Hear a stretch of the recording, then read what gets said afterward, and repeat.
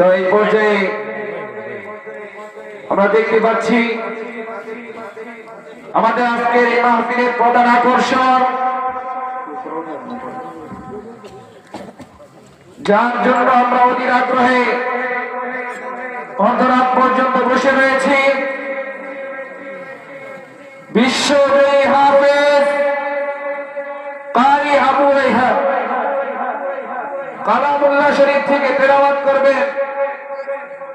এরপর বিভিন্ন অধিবেশনে পর্যায়ক্রমে আমাদেরকে ইসলামী সঙ্গীতের মাধ্যমে মুগ্ধ করবেন, তার সুরলিত কণ্ঠে আমাদের অন্তরকে ঠান্ডা করবেন। তো এই পর্যায়ে আপনাদের সঙ্গে উপস্থাপনা নিয়ে আসছেন বিশ্বজয়ী হাফেজ কারি আবু রায়হান হাফিজাহুল্লাহ। হযরতকে আমি পবিত্র কালামুল্লাহ শরীফ থেকে তেলাওয়াত করার জন্য সবিনয় অনুরোধ জানাচ্ছি।